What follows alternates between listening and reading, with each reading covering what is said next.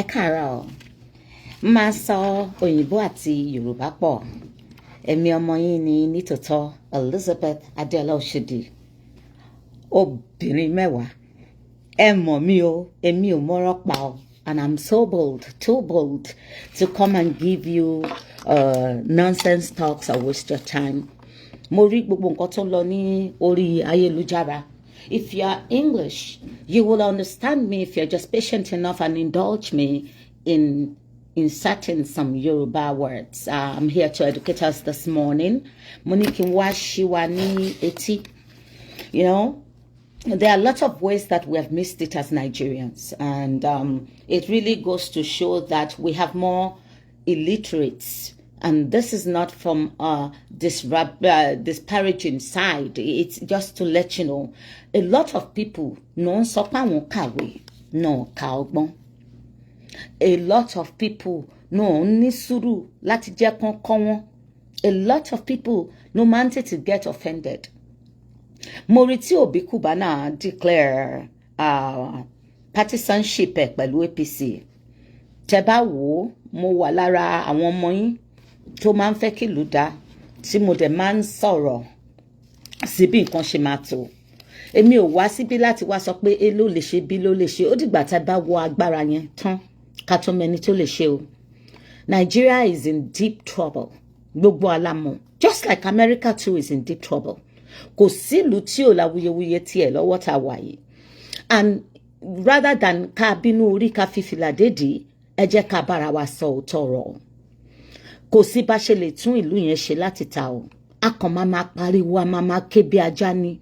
Eyín máa ká, kò sí nǹkan kan tó máa ṣẹlẹ̀. Because a government needs to be in charge of a particular jurisdiction as a country. So when you come to understanding politics, you will know where I'm going with this. Ẹ ti mọ̀ pé therapy lèmi máa wá ṣe ń bíbà àtàwọn tó bá fẹ́ gbọ́ ló máa gbọ́. Mi ò wá crowd mi ìwérò tó rẹ̀ san rent mi. Ó tọrọ bí ìlú ṣe máa da táwọn ọmọ yín ò ní kó bá tèmi tí tèmi ò ní kó bá tiyín. Òun ni mò ń bá kiri. Kọ́lọ́run ṣàánú gbogbo wa. I did some research and I don't want you to think pé ó rò pé òun gbọ́n jù. No. This is a world standard definition. Okay? Politics is the process of making decisions about power, leadership, and how a society is governed. I'm going to read that again. Ìyá mi ò lè govern Nigeria.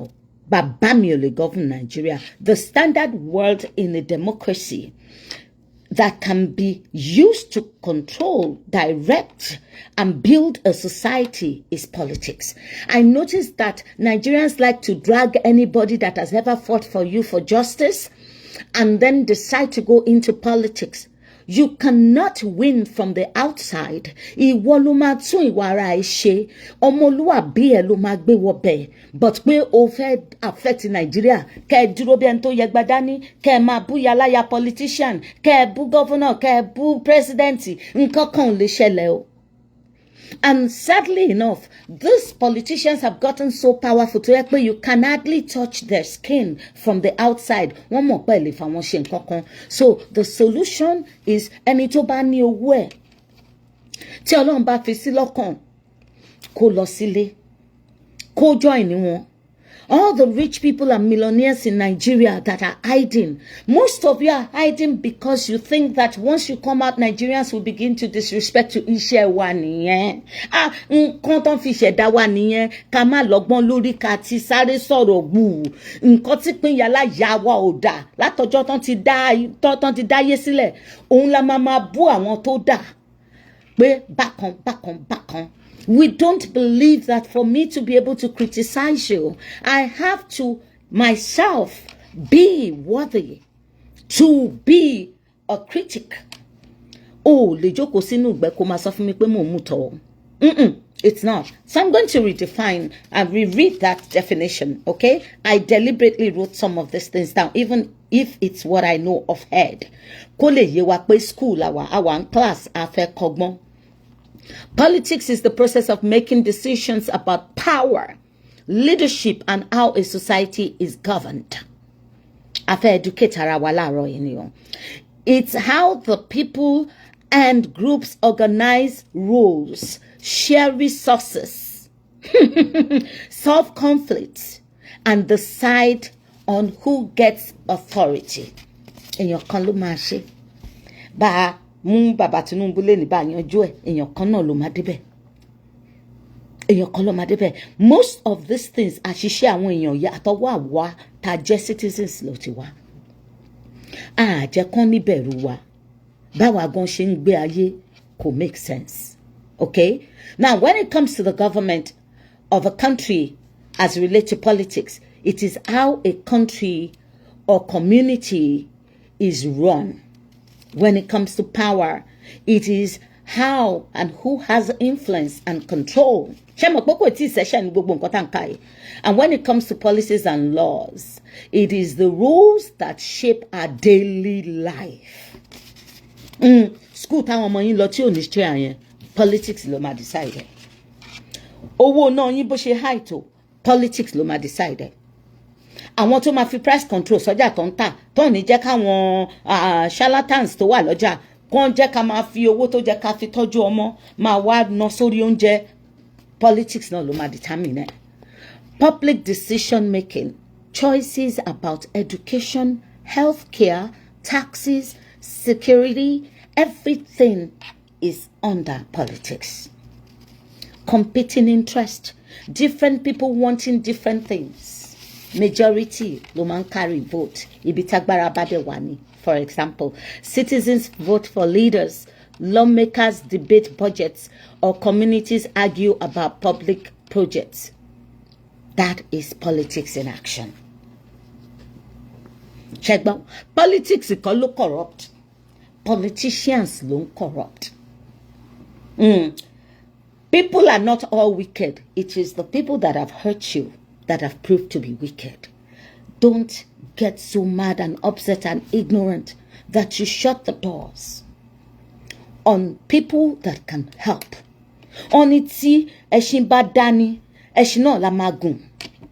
If you die, somebody dies in a swimming pool, that does not stop you from drinking water. Let us stop this over sentimental nonsense that we're doing as Nigerians. Obi Kubana, I don't know him, never spoken to him. Moripo declare affiliation fún APC. And know Ejade declare affiliation. Sherry, àwọn parties to one bensin. Iye tó ń gbà láti jẹ oyè níbẹ̀ to join the membership of these political parties. Owó tán fi fẹ́ yá mi ni o. Ojo owó tán fi fẹ́ ìyá mi láti ibi tán ti fẹ́ wá o. It is so expensive right now. Àwa náà tá bá wọnú ẹ̀, àwa náà la lè make nǹkan easier. Àwa náà la lè change everything, but we can't do it from the outside with criticism and disrespect. Ngbà táwa gbóhùn lọ síbẹ̀ ká mọ̀ bóyá a fẹ́ ṣe. I learned a couple of lessons from here. I'm going to charge my phone, so only go off screen for just a minute, but I'll put it right back. America máa bẹ̀rẹ̀ pẹ̀lú ọ̀rọ̀ gay, lesbianism and all this stuff. Gbogbo àwọn bàbá àti ìyá tó ń ṣe politics yẹn wọ́n ráyè àwọn ọmọ wọn. Wọ́n ṣiṣẹ́ lọ. But ngbà tí George Bush, President America, tó rí pé bóyá ẹyọkan méjì inú àwọn ọmọ ẹ̀ ti bẹ̀rẹ̀ sí ní di gay, they started to change the rules to fit their children. Ẹ̀yin náà ẹ máa wò weekend tọ́mọ ẹ̀ gbogbo yín náà kà sí. Ṣọmọ yín ò bá yín lọ shop. Ṣé bíbí téèyàn bá ti ń ṣe sí ló ti ń jẹ. Ẹ̀yin náà ẹ bẹ̀rẹ̀ sí ní kọ́mọ yín. Ẹ yé faṣọ ẹbí kọ́ wọn. Ẹ yé fi àwọn obìnrin yín torí wọ́n ti lọ́yàn bíi tèmi báyìí wọ́n ti gbèdìrú. Kẹ́ máa ná wọn sólówó àdúgbò yín.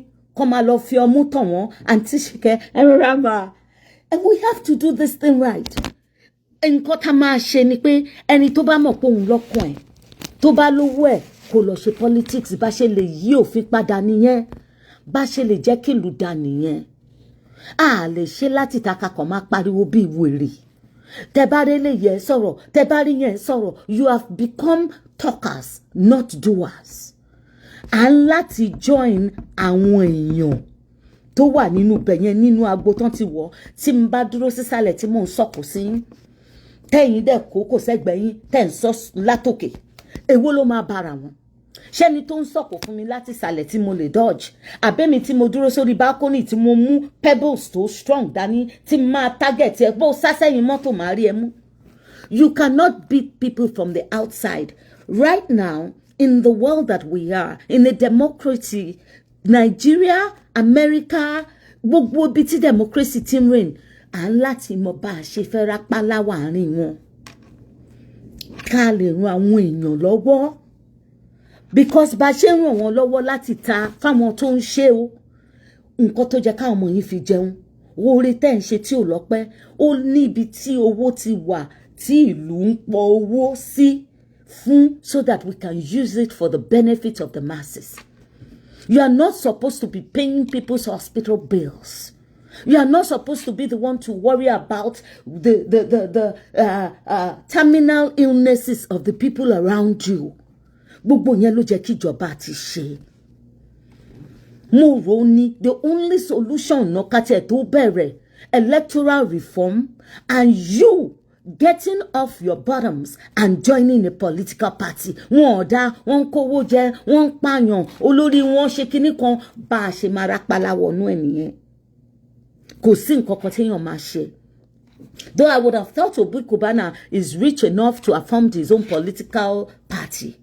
But tó bá jẹ́ pé ibi tó fẹ́ gbà wọ náà nìyẹn and position to hold yẹn mi ò rí ibi tó ti wà effective. Ẹ má tí ì gé lórí, ẹ má gé lọ́rùn. Tẹ́ ẹ bá gbé nǹkan dání tó jẹ́ nǹkan ó jẹ́ kẹ́ fi ojú yín ṣọ́. That is politics for you. You join in to make sure that the collective interest of your people, of your nation, because you will always have competing interest. Kò sí bá ṣe lè ṣe. So the reality of this time that we are, àti dù láti ta ṣòwò rẹ tó fẹ́ ṣe bọ́ ṣe ń ṣe ẹ jẹ́ kó ráyè ṣe. You just want to turn all your big wigs that can fight for you into activists. Activists, what are they activating anything with? Wọ́n kàn ń fẹ̀mí ara wọn di. Wọ́n kàn ń kú dànù. Wọ́n ń tì wọ́n mẹ́wọ̀n. Political parties tó wà ń bẹ̀ ń sìn ẹ má jẹ́ kójú tì yín. Ẹ jáde tán. Ibẹ̀ lẹ máa wà. Ẹ̀yin lẹ máa tún ọ̀dọ̀ yín ṣe. A little leaven leavens the whole bunch. Tẹ́ ẹ bá kó síbẹ̀ tẹ́yin tún ọ̀dọ̀ yín ṣe ẹlòmíì náà á rí pé nǹkan tẹ́ ń ṣe yẹn lérè. À ń láti join political parties. A lè fi wọ́n lẹ̀ kó yẹ pé chọ́ọ̀chì ẹ̀yin á lọ sí chọ́ọ̀chì ẹ̀ ṣiṣẹ́ ẹ̀ láàgùn. Owó tí ò tí ì kà ẹ lọ kó sí pásítọ̀ lápò. Pásítọ̀ ń gbọ́ àdúrà tiẹ̀ o. Ó ń fi ọwọ́ ara ẹ̀. Ó ń fi yín jẹ́ kọ́lọ̀ ń gbọ́ àdúrà tiẹ̀. But ẹ̀yin ṣánpá kúrò ń bẹ̀. Jèrè síbẹ̀ ṣe lọ o. Ẹ ń dúró de that invincible figure tọ́lọ̀ máa rán wá sí yín. Ẹ fi iṣẹ́ yín lẹ̀. Ẹ fọ̀nà yín lẹ̀. Ẹ ń jókòó sórí òkè. Ibi tọ́lọ̀ ti fẹ́ ṣí window tó fẹ́ dá owó lẹ̀ fún yín. You can walk and chew gum at the same time. The problem with you is you have a myopic thinking faculty. So you keep comparing. No. Mi ò need láti choose bóyá mo máa jẹun àbí mo fẹ́ sùn. Mo lè jẹun tán kí n lọ sùn. Stop comparing things. It doesn't have to be either or. It doesn't have to be. You can walk and chew gum at the same time. You can be a politician, live a good life, love the people, be concerned about their issues. Kò ń ṣe dandan ni kó yẹ pé tẹ́ bá ti débì kan ẹ dẹ̀ máa wá gbé sórí ẹ máa gbé gbárí ẹ máa ṣe either or. Average Nigeria ni ẹ tẹ́ bá rí wọn bẹ́ẹ̀ palọ̀ àbí bí tọ́ bá jókòó sí Ọ̀tẹ́dọ́lá lówó ju Dangote lọ Dangote olówó dáadáa lékè gbogbo àwọn people tẹ̀dẹ̀ ń sọ̀rọ̀ yìí ló dáa fún ju gbogbo àwa tá à ń sọ̀rọ̀ lọ. The provisions that are right now ó ti débi tá a máa bára wa sòótọ́ ọ̀rọ̀. Bọ́mọ ìyá méjì bá wọnú yàrá bọ́ bá jáde ń purọ́ fúnra wọn ni tó bá rẹ́rìn. Òtítọ́ ọ̀rọ̀ ò lè ní ká má sọ̀rọ̀ a lè bínú orí ká fi fìlà dédì. We cannot get so crazy mad that we jeopardize our own success. Láti ìgbà tá ti ń kígbe bàbá Tinubu ò dá o Ọ̀ṣínbàjò ṣe o bàbá ṣé wọn continue life wọn. Ẹni tíṣẹ́ bá máa bá ló máa bá. Ẹni bá máa fẹnu wa jáàmù tó máa gbàgbé sẹ́wọ̀n náà máa gbàgbé sẹ́wọ̀n. Instead of ká máa fi gbogbo bitterness yẹn sọ̀rọ̀ ká sọ òyìnbó bí tọpẹ́ rẹ̀ tátá tó tátá ká pòwe títí táwọn òbí tó ti kú jẹ́jẹ́ tàjẹ́ kan sinmi tán róòlù àtàrẹ̀sà àtolúgbọ́n tí ò sí tó bá wọn nínú gbogbo bí tí price rate lọ́nsìn yín o. Àwa fúnra wa la máa ṣiṣẹ́ yẹn. àwa fúnra wa mi ò declare political affiliation at this time because mi ò lè vote mi ò dẹ̀ fẹ́ confuse the few people tọ́lọ́run fi jíǹkẹ́ mi lórí bí tẹ nífẹ̀ẹ́ mi. I'm not going to teach you what to do. Ẹ̀yin tẹ́ wàá nù ẹ̀ ní kẹ́ decide nǹkan tẹ́ fẹ́ ṣe pẹ̀lú life yín. But tó o bá ti sọ̀rọ̀ against bàbá Tinubu rí tẹ́lẹ̀ tó o dẹ̀ feel pé convenience yẹn ó máa bá ẹ ṣe kó lè rípò nínú APC ọmọ tètè mú APC. Tó bá jẹ́ pé obedient ló feel pé principles wọn ó máa ra ìgbà padà fún wa àtàwọn ọmọ ẹ tó ń bọ̀. Torí Ọlọ́run the APC mu. Isabako said something when people were shouting, Fela is the greatest, kini kan, agba kan, which he is, kò jẹ́ ká tiẹ̀ lọ síbẹ̀ yẹn rárá. Ta ni nínú gbogbo àwọn tá à ń sọ yìí ló lè affect future àwọn ọmọ. Ṣáà láàánú àwọn ọmọ wa ni. Tá a bá tiẹ̀ sí nílé, a ṣáà láwọn tá a nífẹ̀ẹ́ tá a fi sílé. The humanity in us should help us accept truth. I'm never ashamed to come out here to say I am sorry. Tí n bá ti ṣe rí. Orí ibi ni gbogbo wọn lẹ́nu tá bá sùn tí là ń jarun pálù. Tí n bá sùn tí yín pẹ̀lágọ̀. Ó di dandan ọjọ́ tí n bá jí tí n fẹ̀gbẹ́ ìyókù gbọ́n. The humanity and godliness in me ní kí n padà wá jíṣẹ́ fún yín pé àgọ̀ ni kò yé mi ńgbà yẹn ni. Ó yé mi jù bẹ́ẹ̀ ṣe rò lọ. Nítorí mo nífẹ̀ẹ́ yín mo dẹ̀ nífẹ̀ẹ́ ara mi mi ò dẹ̀ fẹ́ ìgbà kan ni mo ti wọ Nàìjíríà rí pẹ̀lú $200 lápò mi gbogbo owó àkáǹtì mi nìyẹn o mo dẹ̀ wálé ẹ̀kẹ́ mi ẹ̀gẹ̀ mi mo rí ibi farasí bá ṣe ń sọ pé tá bá wà lóyìnbó àwa la máa tọ́jú yín tẹ́ bá wà ẹ̀yin náà ń try kó tó ní tó bá tó ẹ̀ṣù jù bẹ́ẹ̀ yẹn lọ ọ̀nà tó máa fi tó tọkàn wa máa fi balẹ̀ tí ò bá tiẹ̀ sí air condition tá a bá ṣí window lẹ̀ kí mosquito jọ máa jẹ wá pọ̀ àárín àrùn tí gbà tó dáa àti gbà tó sì dáa tó máa dáa jù bẹ́ẹ̀ lọ tó ń bọ̀. Don't let me lie to you, my brothers and sisters, fathers and mothers. Ó tó ká ṣiṣẹ́ òṣèlú ló níbi tá a máa gbórí sí lọ́la táwa bá lọ tán ibi táwọn ọmọ wa máa lè gbórí sí. But mo fẹ́ sọ fún yín òótọ́ ọ̀rọ̀ kan kò sí bínú ṣe lè bí yín tó kò sí bẹ́ ṣe lè dá Nàìjíríà nù tó Nàìjíríà ò ní parẹ́ kò ń ṣe pé kò ní parẹ́ lórí wa kò ní parẹ́ láíláí àwọn kan ṣì wà tán máa dì mú. Don't blame Tinubu for grooming Ṣèyí èmi náà ti bá yín bínú ẹ̀ rí because it seemed as if nepotism had come nepotism ni tí n bá ń lo ipò tó jẹ́ kí n lò fún aráàlú fún àwọn èèyàn tèmi ìgbà táwọn èèyàn tèmi ò bá gbórí dúró màá fi síbi tí mo mọ̀ pé tí n bá kọsẹ̀ lọ́la àwọn tó máa tọ́jú mi nìyẹn wọn ò ní jẹ́ kẹ́sẹ̀ mi yọ ọ́ lẹ̀. Let us join politics. Right now, everyone alive in a democracy is practicing politics, just not officially. How you decide what you cook is politics. It's the process of decision making. Should I pay this woman the 100 naira tí mo hó ẹ̀ àbí kí n ṣe fún 60 kí n gbé 40 sórí NEPA bill is politics. Should I go first to Aunty Shike's place àbí kí n kọ́kọ́ yà lọ́dọ̀ Aunty Nurat is politics. Politics is just a framework for how we make decisions and especially as it concerns our country. I wanted to encourage you today. The time you used to condemn other people, use it constructively and come to reality of the days of our lives. Ẹ jọ̀ọ́ nítorí Ọlọ́run. Ẹ jọ̀ọ́. We need to do politics. Mi ní sọ pé nítorí mi ò sí ńbẹ̀, mi ò lè bá yín ṣe, mi ò ní voters card, bí ṣe wà igọ́ mi ní BVN. Kò ń ṣe pé kò wù mí. But ọ̀rọ̀ mi dàbí ẹni tó ní 2,000 naira. Tó wá fẹ́ kó ránṣẹ́ fi rányàn. Mi ò fẹ́ kó ránṣẹ́ fi rányàn. Mo fẹ́ tí n bá ti ráyè tí mo ra tíkẹ́ẹ̀tì mi sọ́wọ́ kí n wá fojú mi ṣe nǹkan tí mo fẹ́ ṣe torí mi fẹ́ fààyè àti ṣẹ̀ mi sílẹ̀. You understand? Mi ní púpọ̀ lára àwọn tó ń struggle bíi tiyín ni mí. So I'm not coming here to talk to you as ẹni tó ní access or tó ní special contact kankan ní. Mo ń bá wa sọ̀rọ̀ ní because 98% of Nigerians ṣẹ́dá àwọn olówó gbogbo wọn tẹ́ ń wò tẹ̀lé ka yẹn wọn ò ju 1% lọ bóyá not to 1%. So èmi àti yín àjọ wà in the same space ni mo wá fẹ́ ká kó yẹ̀pẹ̀ ibẹ̀ kúrò, ká kó dọ̀tí ibẹ̀ kúrò, káwa náà dẹni tó lè fi yangàn, ká dẹni tó lè lẹ́nu láàrin ìlú. Join your political parties from the grassroots. Iṣẹ́ la máa ń ṣe ká tó jèrè. Gbogbo ìtẹ́ fi ń lọ jókòó síbi apálọ̀ máa lọ tójọ́ wèrè kọ́tà dọ̀tí lágbájá tapa ńlá rí lágbájá dó lágbájá ẹ ti bọ́ sórí Gistlover ẹ ti wà lórí. Look at how you can join your communities at the grassroots. Kẹ́ ẹ bẹ̀rẹ̀ sí ní get involved. Èyí tó fi jẹ́ pé ó dìgbà tí nǹkan bá bàjẹ́, then your children will come out and go and protest. Wọ́n á di pé wọ́n shoot wọn, wọ́n tì wọ́n mọ́lé, wọ́n kó wọn bí kíní. Àwọn ọmọ yẹn go fọwọ́ síbi tó wọ́n ń gbé. Báwo lẹ ṣe máa lọ protest? Ìyájọ́ ń jẹ wá ni ẹ wá já ṣọ́ọ̀bù mi. Ẹ tún kó mi sí gbèsè. Gbogbo telephone booth tó ń ṣe sílùú gbogbo ẹ̀ lẹ́ máa bàjẹ́. A lè máa fọwọ́ ara wa pa nǹkan tó ń ṣe fún wa jẹ́. Ká sọ pàǹjà, ìjà kan yẹn ó lè nìyẹn.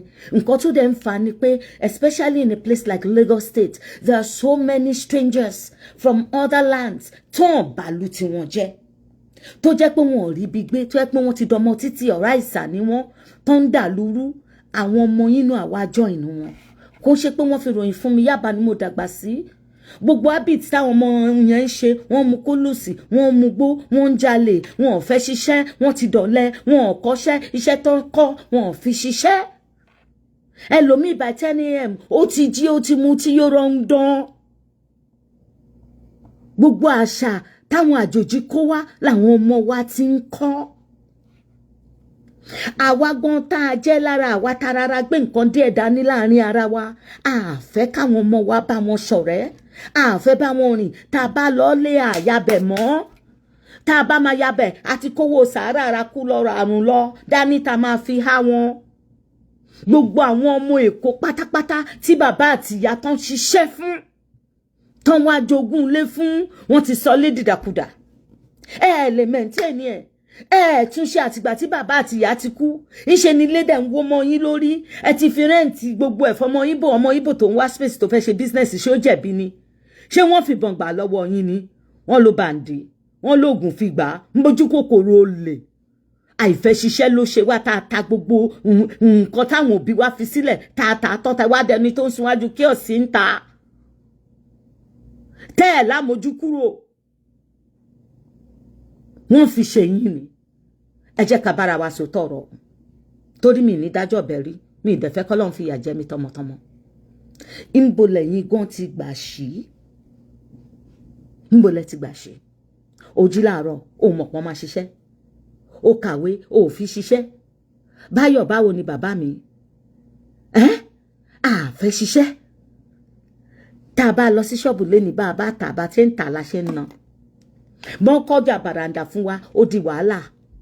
Kówó pé ò sí, àfi ká máa dóbò bí wèrè. Ká ṣe fàájì ká má ṣe ẹbí.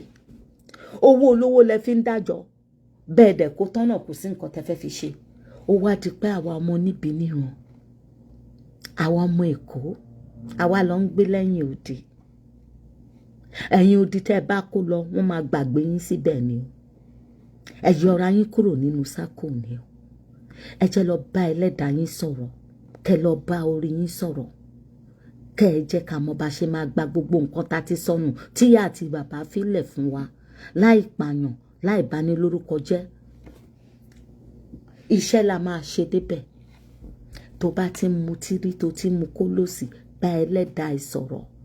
Àwọn tó mu tí kiri tán mu kólòsì wọn ò ń ṣoríire. That's why I always come here to talk to the youth and tell you pé you want to say you want to play. Eré tó ṣì máa ṣe tó máa sú ẹ. Tí n bá fẹ́ ṣeré ń sìn ẹ kàn máa kígbe ẹ máa sọ̀rọ̀ ni. Owó mi ló máa jẹ́ ń ṣeré. Kò yé yín. Ìgbà èwe ò ń ṣègbà eré o. Ìgbà iṣẹ́ gidi kan. That is the foundation tẹ máa lé. Eré tẹ ìmáa ṣe yẹn ń bọ̀ lọ́jọ́ iwájú. Kò ń ṣeré yọmidó. Mo ṣe mistake lóyún. Mo fẹ́ sáré lọ sí kinní kan. Máa ṣe orin ti wà títí láíláí. Eléré máa wà títí tílẹ̀ ọ̀la máa fi mọ́. Kò sí àti Saheed Òṣùpá àti àwọn tó ti lọ àtàwọn tó wà àti Wizkid gbogbo wọn la ṣì máa jó. Kò sígbà téèyàn ò lè jó wọn. Kò ń ṣe dandan ni kò fi jíjó yẹn bá yára ẹ jẹ́ ń sìn. Fàájì wà títí láíláí. When you start to live so young and so reckless, nǹkan tó máa ń jẹ́ káwọn àǹtí àdúgbò, àwọn bọ̀dá àdúgbò capitalize lórí yín nìyẹn. Ọ̀rọ̀ okú àtòbò kẹ̀rẹ́ kò ní láísẹ́ǹsì, kò ṣeé ṣe. The biggest of the holiest, téèyàn bá jùdí sí bó ṣe jẹ́ kó jù, okú ẹ̀ á dìde, ààrẹ á le. Dídó yìí kò sẹ́ni tó lè fi census sí, wọn fi padlock sí. Discipline fúnra èèyàn lèèyàn máa ń decide pé kò ń ṣe ibi tí mo fẹ́ gbà make ẹ̀ nìyẹn. Ẹ jọ̀ọ́ nítorí Ọlọ́run. Ẹ mọ̀ pé ibi gíga la ti ń mú gbogbo kíní yìí, kò gbé wa débi kankan. Ẹ jẹ́ ká wá padà, ẹ jẹ́ àdá gbogbo yẹn nù, ká wá tún mú láti bí pẹlẹbẹ. There is no harm in joining a political party. There is no harm. Àwa náà ibẹ̀ láti máa ráyè tún ìwà ara wa ṣe. Kò ń ṣe pé nítorí tí ní data ò bọ́ sórí Facebook or Instagram kó wá bẹ̀rẹ̀ sí ní sọ̀rọ̀ káyín. You will see millions of people to support you in your bitterness, but you would have achieved absolutely nothing. So if you think that you're a godly person this morning, tó ní bẹ̀rù Ọlọ́run, part of it is being patriotic. Join a political party today. I'm not predicting or dictating or suggesting which one you join, but you must. Tó bá jẹ́ èèyàn gidi, èèyàn Ọlọ́run yẹn tó gbé Bíbélì yẹn tó ń kà. Because Ọlọ́run ó ń bá ẹ sọ, Jésù ò san house rent o. Jésù ò rán ọmọ ní school o. Jésù ò gba retirement o. Learn to separate what is going on in your spirituality from what is actually physically going on, even if every script is written in the spiritual. Separate it. Ẹ jẹ́ ká ṣe bí ọlọ́gbọ́n, ká má ṣe bí olòṣì. Ẹ má jẹ́ ká ṣe bí òpònú, bí wèrè. Ẹ jẹ́ ká ṣe bí ẹni tí ó fẹ́ ayé tó dáa, tá a fẹ́ ra ayé tó dáa fáwọn ọmọ wa. There are a lot of brilliant people tó jẹ́ pé ẹ̀yin ìkánú yín ni ò jẹ́ kán join pẹ̀lú tìjú. Ìyà dẹ̀ ń jẹ yín. Àwọn people yẹn dẹ̀ ń lọ lẹ́yìn. You know why I stopped being a member of a cook club ní Houston? Because àwa tá máa ṣiṣẹ́ dáwó.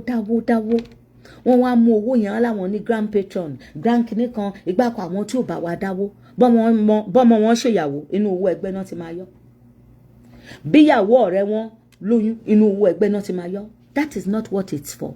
The only way you can control things is to do it the way it should be done. Kò sẹ́ni tó wáyé wá wòran. Kò ṣe pé wọ́n kàn yọ nìkan. Ṣé dá àwọn tó wá ń bring suggestion yẹn wá tán yọ yẹn? Àwọn ń gbẹ̀yìn lọ gbàánú àtòrè tí ẹgbẹ́ ń ṣe bíi tiwọn. Ọgbọ́n lọmọ náà fi ń ṣe. Ẹ join political party. Ẹ jẹ́ kí gbogbo àjọ ní access sọ̀rọ̀ ìlú. Ẹ jẹ́ kí gbogbo àjọ lẹ́nu àti sọ̀rọ̀. Òun sin Ọlọ́run ò ní kó má tún ọ̀nà ara ẹ̀ ṣe. Àwọn bàbá tán kú sórí awọ, tán kú sórí ẹní, tán kú sí ẹnu ọ̀nà church, tíṣẹ́ bá wọn lò tó bá wọn múlẹ̀ bí ẹ̀gbẹ́ iṣu. Bó ṣe nífẹ̀ẹ́ Ọlọ́run tó, wọn ò fọgbọ́n ṣe. Ìfẹ́ ò bá ọgbọ́n wí o. Ìfẹ́ ní ká fi wora wa báyìí ká dẹ̀ fi di ọgbọ́n mú. Àgọ̀ yìí ti tó. Ìsàlẹ̀ ti sú wa. Ìgbà tó wá sú wa kí la fẹ́ ṣe sí? A fẹ́ join political party káwa náà lọ sókè. Kò ń ṣe láti kówó ìlú jẹ o. Ẹ má jẹ́ ká kówó ìlú jẹ. Ìwà wa tá ń wù yẹn, integrity choke. Òun ni kẹ́ jẹ́ ká kó lọ bá wọn. Ẹ jẹ́ ká lọ wẹ̀ mọ́ tọwọ́tọwọ́.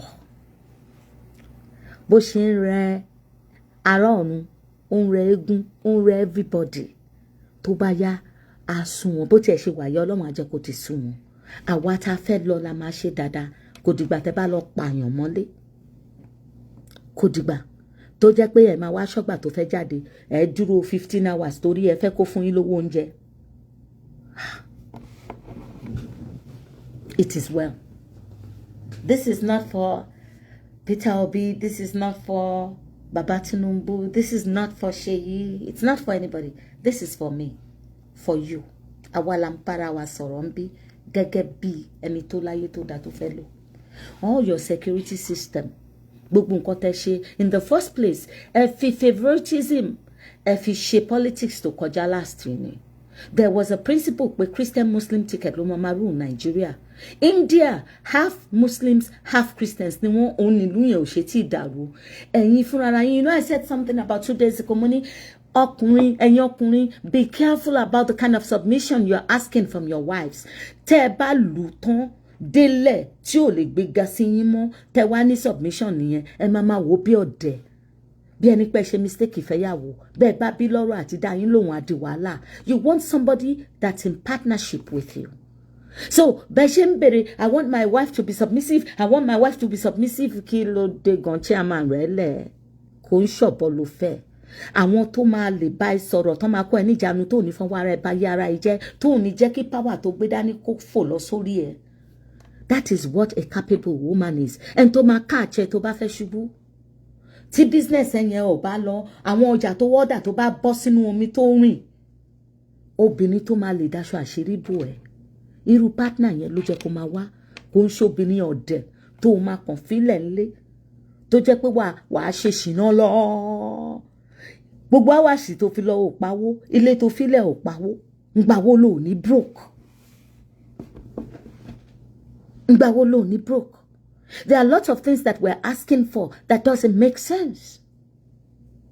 Mo wà submissive ní kí n má respect ẹ. Ọkọ tó bá ń tún ọ̀la ìṣe, mo ń sọ, ọkùnrin ló ní àárọ̀. Bàbá mi, ọkùnrin ló ní ọ̀sán. Obìnrin ló ní alẹ́. Ẹ lọ bèrè lọ́wọ́ àwọn bàbá wa. In fact, ẹ lọ bèrè lọ́wọ́ àwọn ẹ̀gbọ́n yín. 50, 55, bọ́n bá kí n máa dọ́gbọ́n sí kókó yẹn tó le. Ṣé bó ṣe ń gbérí ìgbà tán wà ní 20s and 30s ló ń gbérí ìgbà tán wà ní 40s, 50s and 60s. Wàhálà ayégun àti san bíìlì business deal gbogbo ẹ̀ tó ń dé báwọn ò lè jẹ́ kókó le. Ó ṣẹ̀ṣẹ̀ wá lọ fẹ́yàwó karùn-ún at the age of 40 something. Ó ti fẹ́ relegate àwọn ìyàwó tó ti wà ń bẹ̀ tẹ́lẹ̀ tuntun tó fẹ́ yẹn ló fẹ́ fèsì o. Kò sí bó ṣe lè máa jàn mọ́ gbogbo wọn bẹ́ẹ̀ yẹn. Tó bá yá tán ẹ lọ́mọ àlè ló pọ̀ jù.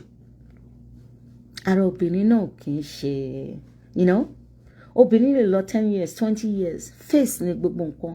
Tó bá wá yá tí ara yẹn bá bẹ̀rẹ̀ sí ní gbé pọ́npọ́n, ìdọ́ máa lé bí okó ni.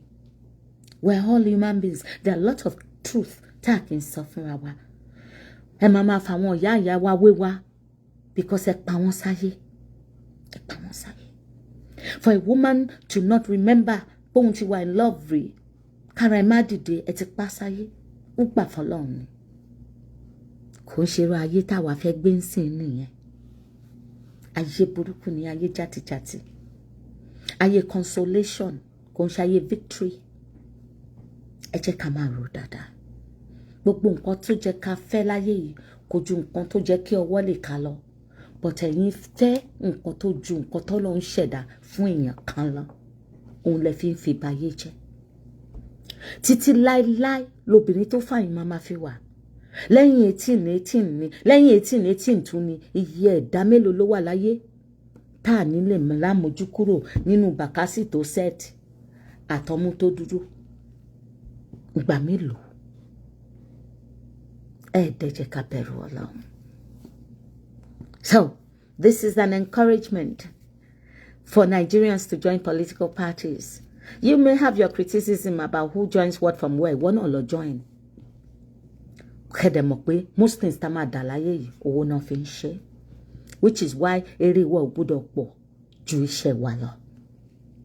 Kò dẹ̀ sẹ́ni tó ń lo ọ̀nà iṣẹ́ kan tó fi ń mèkẹ́. You have to have 2 or 3 businesses or nínú shop ẹ máa ta nǹkan mẹ́ta mẹ́rin pọ̀ láti mèkẹ́. Kò easy. Kò easy. Àwọn kan dẹ̀ ti gbọ́n.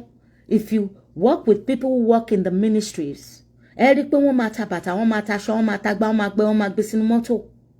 Àwọn teachers tó wà ní school náà, àwọn náà ti ń ta nǹkan lẹ́gbẹ̀gbẹ́. Ẹ má jẹ́ kí bigmanism pa yín. I'm too much láyé bá mo ṣe fẹ́ ṣe irọ́ discipline àti make sure pé ẹ tajà àwìn. tẹ́ bá dẹ̀ bá yàn ṣe contract àbí dealings ẹ yáyàn lówó ẹ jẹ́ kán lẹ́nu láti kọ sílẹ̀ nínú paper kan sign ẹ̀ kẹ́ ẹ mú witness síbẹ̀ if possible tẹ́ bá máa ṣe paper yẹn ẹ mú driver's license ẹni tó yáwó lọ́wọ́ yín àbẹ́ni tẹ́ bá ṣe business tẹ́ bá fẹ́ draw contract yẹn kò ní ìdí dandan kí lọ́ọ̀yà wà ń bẹ̀ ẹ gba driver's license ẹ̀ ẹ lọ ṣe photocopy ẹ̀ abẹ́ photocopy yẹn ni kẹ́ draw ọwọ́ kẹ́ fi kọ sí pé ó gba 30,000 lọ́wọ́ mi ó lóun máa san padà ẹyẹ bá yàn ṣe handshake exchanges mọ́ gbogbo àwọn kinní yẹn ń jẹ́ ká dọ̀tá ara wa ó ń jẹ́ ká mistrust ara wa because ẹlòmíì máa yáwó bó ṣe ń san tó ìgbà yẹn lóríṣiríṣi máa dé sí tí ò ní rí san àwa ti torí ẹ̀ a ní lè ṣàánú fáwọn tó ní ìdẹ àbáwọn tó fẹ́ ṣàánú fún wa ò ní lè ṣe there are lots of principles láti fi ṣe handshake tá kàn mú rẹ́pẹ́ tó jẹ́ pé ó jẹ́ ká máa fi ọgbọ́n ọ̀rọ̀ ọgbọ́n ni mò ń bára wa sọ láàárọ̀ yìí o bí n ṣe ń sọ tá ṣe ń kọ́ra wa èmi náà ń kọ́ra mi à ń ṣọmọdé mọ́ ẹ jẹ́ káwọn ọmọ tá a bí sáyé ìráyé gbé ẹ jẹ́ kán rí gbà lò kò ń ṣe tá a bá kọ sórí Facebook nìkan gbogbo bá ṣe jẹ́ nínú ilé wa àwọn ọmọ yẹn mọ̀ ẹlòmíì tó bá fún ní free data kò ní lè yọjú sọ̀rọ̀ ń bí because ó mọ̀ pé ìtìjú ló máa jẹ́ fún bóun ṣe ń conduct ara òun nínú ilé òun kóun wá bọ́ta kó máa sọ̀rọ̀ hypocrisy òun náà ní tìjú tiẹ̀ ẹ jọ̀ọ́ nítorí Ọlọ́run ẹ jọ̀ọ́ ẹ jẹ́ ká ṣe nǹkan tó tó àti tó yẹ if you want Nigeria to be better. And this goes to people like Liz Anjorin, very dark black man that I support, and a host of wonderful people in Nigeria that love integrity and truth. You have done enough from the outside. Ẹ jọ̀ọ́, go into politics. You have the crowd. And by God's grace, you have the money. People will support you. Because if you take the truth of who you say that you are right now, wọ inú politics Nigeria at all, you'll be able to effect change. We need the appropriate thing to effect change. This is around Sherikwe Kobamu. But when I take this, Sherikwe Barawamu, Toba Weun Laughing Weun, Toba Jom Laughing Weun. Àti waste energy to àti expend energy àti ṣe gbogbo àti sọ̀rọ̀ àti búra wa àti pera wa lórúkọ àti ríra wa fín ẹ jẹ́ ká wá kó gbogbo bàjẹ́ yẹn sẹ́gbẹ̀ẹ́ ká wá lọ ṣe ojúṣe wa. The most important thing is to join politics so that you can effect change. If not, you will just be outside making noise. Àwọn olè tẹ́fẹ́ òpó wà ń bẹ̀ náà dẹ̀ máa jalè lọ. Kò dẹ̀ sí nǹkan tí bàbá àpọ̀kún ìpọ̀kúnlákú bàbá yálà yá àkọ́kọ́ ni wá lè ṣe sí. The only way ni kí gbogbo wa jọ wọṣọ àti tún lù wá ṣe. Ẹ jọ̀ọ́, stop blaming your pastors for going into politics. Stop blaming the good ones amongst you, the leaders, the ones that you have supported, your artists, musicians for going into politics. Ronald Reagan was an actor in the United States of America. Àwọn influencers sí gongongongongon no lè ṣe.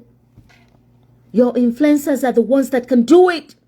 Because àwọn láti rí àwọn láti mọ̀, àwọn náà ní nǹkan tán gbé dání náà ní fẹ́ kórúkọ wọn bàjẹ́. Influence carries a lot of weight. Ẹ̀yin influencers náà ṣe mọ̀ pé mo fà yín sí rìn nìyẹn. You need to conduct yourselves better. Have dignity and honesty. Ẹ má máa lo influence yín, máa lọ fi jó wájú eléré. Don't use your influence to go and be ambassadors. Nìkan. Use it for the good of the country. Go into politics. Please. All the big names. Come out! Ẹ̀yin lẹ lè ṣe. You are the ones that can do it. Funka Akindele tried. Oma try lẹ́ẹ̀kan sí. All of you good influencers that we love to respect and admire. All of you, pata, that have integrity and good reputation, come out. Please. You are the hope of Nigeria. You are the saving grace of Nigeria. Take your goodnesses and go join them. Cleanse them. Wash them clean. Ẹ jọ̀ọ́, there is nothing wrong in joining politics. Ẹ mọ̀ pé mi ò sí nílé. So it's not like I intend to run or coming down to do. But gẹ́gẹ́ bí ẹni tó ní bẹ̀rù Ọlọ́run, when God shows you a revelation, tó bá reveal a revelation, you got to realize it pé ibi tí mo nífẹ̀ẹ́ Nàìjíríà dé tí mo jókòó tí mo wá ronú. Wọ́n ní ìwà jẹja, ọ̀rọ̀ ẹja kọ́ ló ń ṣe mí. Mo dé California, àwọn ẹgbẹ́ mi ń sọ̀rọ̀. Wọ́n ní ìwà àgànú sí. Ọ̀rọ̀ lásán kọ́ ló ń ṣe mí. Mo ti wo designer cupboard mi. Wọ́n ní ìwà múra. Kí n wá lọ́jọ́ disco fàájì. Ìyẹn kọ́ ló ń ṣe mí bí ìlú mi ṣe máa dá. Táyé gbogbo wa máa jọ dàpọ̀. Like I say, if you get and I get, that one na standard. Join politics today. Your girl, Elizabeth, tó bá ti gba voters card, lọ gba voters card ẹ o. Bá ṣe máa ṣe tá máa wẹ̀ mọ́ nìyẹn. You know when you go to vote, wọ́n ṣe yàn léṣe, wọ́n ṣá wọn ládàá. A lot of you like kí n jáde nínú ilé yín rárá for safety. Tó bá jẹ́ pé ti join politics nsìn, ẹ lè mount guard. Kò ní jẹ́ pé àwọn ọmọ àlè, àwọn ọmọ àjòjì tán nílé, tán níran, tán lẹ́bí, no mama control voters booth yín. Wọ́n ní ṣe. Àwọn tó rán wọn wá gan, wọ́n mọ̀ pé lẹ́yìn tí politics bá lọ tán, àfi kẹ́ má jókòó síwájú ilé wọn báyìí pé kó jáde kó wá ṣàtúnṣe. Start root, grassroot, ará àdúgbò, láti inú àdúgbò láti ń bẹ̀rẹ̀ politics. Ẹ má filẹ̀ fáwọn ọmọ tó mú kó lóòsì, àwọn ọmọ jàgùdà, tán àwọn ọmọ àlè, tán gborúkọ bàbá, tán gborúkọ yága, tán gbowó lẹ̀ lọ́wọ́ àwọn ọmọ àjòjì tó wá. Lẹ wá fi politics lẹ̀ fún. Ẹ rí báyé wọn ṣe rí ni. Ṣé bẹ́ẹ̀ ṣe fẹ́ ká yé àwọn ọmọ yín rí nìyẹn? Gbogbo yín tẹ wá decent, ẹ wá sá sínú ilé, ẹ wá fi ìlú lẹ̀ fáwọn tó wà lórí títì. Ẹ wá ní kó tó, báwo ló ṣe fẹ́ tó? Ta ló fẹ́ bá yín tó? Nǹkan tí n bá mọ̀ ni máa fún yín now. I can only give you from what I have. So orí burúkú tó mọ̀ náà fi ń jìn kí gbogbo society. Àwa ò dẹ̀ fẹ́ orí burúkú. Orí burúkú ń ṣe tiwa. Èyí tó bá gbà tó bá wùwà kẹ́ gbà sẹ́wọ̀n, ẹ gbà sẹ́wọ̀n. Èyí tí ìyá ẹ̀ tí ò bá lè bá wí, ẹ gbà sẹ́wọ̀n. Because a lot of you parents Nigeria were too sentimental. Mo rántí ìgbà kan tí àwọn eégún yẹn máa ń jáde ẹ̀yọ̀. There was a popular lawyer Nigeria ń gbà yẹn. Tó lẹ́kọ̀ọ́ nísàlẹ̀ Èkó, sister mi mọ̀ bóyá ẹ rántí, tí àwọn eégún yẹn bá ti lọ tán àbí ìgúnnu àbí nǹkan kan, á tú ọmọ ẹ̀ sílẹ̀, á máa ṣe bí wèrè, á máa dọ̀jà àwọn èèyàn nù, á máa ṣe kinní, á máa gún wọn lọ́bẹ. But tó bá ti rí pé àwọn eégún àtẹ̀yọ̀ yẹn fẹ́ jáde, á wá ní káwọn ọlọ́pàá wá bá wọn mú ọmọ yẹn, wọ́n á mú so sínú ilé. Òun ò ṣe túlẹ̀. Ìkà ni most òbí Nàìjíríà. Ìkà ni ẹ máa fọmọ ọmọ ọlọ́mọ kẹ́ ọmọ yín. Ẹ fi wọ́n bà yé ọmọ jẹ́. Nítorí ẹ lówó tẹ́ lè fi tó, tẹ́ bá kú tán, àwọn ọmọ tẹ́ fi ń kẹ́ àwọn ọmọ ọlọ́mọ yẹn. Àtẹ̀yìn fáwọn ọmọ ọlọ́mọ kẹ́ yẹn. Wọn ò ní tó di nǹkan kan múlẹ̀ fún yín. But a lot of you ẹ̀ kẹ́ àwọn. Bóyá àwọn ọmọ yẹn gan lẹ fi dájọ́. Tá mọ̀. Bóyá nǹkan tájọ yín torí ìṣá yín béèrè lọ́wọ́ yín nìyẹn. Pé káyé àwọn ọmọ yín bàjẹ́ kó lè dá fún yín. Because tí ò bá ń ṣe bẹ́ẹ̀, then we all need to re-examine ourselves. So don't victimize your influencers going into politics. That's what they should be doing. VDM, I'm a rattle. I call upon you this morning. Let me be the first one to tender you. Go into politics. You carry this kind of integrity in Nigeria, go clean.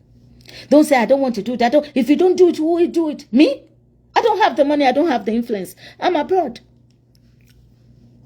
Go into politics. Find out where the grassroots meetings are. Elogba card, Egba voters card. Get involved with what is going on. Start with your estate associate. Tọ́ba pe meeting ẹ lọ. Ẹ má máa fojú bíntín nǹkan. Don't disregard people. Don't disregard things. Ibi tí Nigeria bàjẹ́ dé. A máa bẹ̀rẹ̀ láti 101 ni o. 101, 2 èjì, 3 ẹ̀ta, 4 ẹ̀rin, 5 àrún. Bá ṣe máa tó dókè nìyẹn. Bá ṣe máa tó lọ nìyẹn. So don't be surprised if I hit tomorrow or I feel comfortable, I'll come home to run for politics. It might not be for anything big, but I'll be part of it. Mo fẹ́ kí Ọlọ́run kọ orúkọ mi sínú ìwé yìí pé mo ṣe wọn bá tí mo lè ṣe. Your girl, Elizabeth Adeoloshede, ire o. I love you. Láyọ̀, ó dàbọ̀. Kò sí tí ìjùnú politics o. That's what you should be doing. All your pastors tó bá nífẹ̀ẹ́ yín tó, they should be in politics, not sleeping with the politicians láti lo flight wọn, plane wọn, jet wọn, fi launder owó yín lọ sílùú mi. Kò ń ṣe káwọn máa lọ fi ipò yẹn gba oore lọ́dọ̀ àwọn politicians yín fún ara wọn àti fún ẹbí wọn. Ó jẹ́ kán wọ badge yẹn ni politician, kẹ́ ẹ mọ̀ pé yes, gbogbo àjọ fẹ́ tún lù ṣe ni. Gbogbo àjọ láti tún lù ṣe ni. Ẹ jọ̀ọ́, please pray about it and hear what God will tell you. A lè fi òkú lẹ̀ fún wèrè kó sí ìyá ẹ̀. Ó máa sún jẹ ni. We need to be in charge of things. Yeah, girl. Elizabeth Adeoloshede, ire o.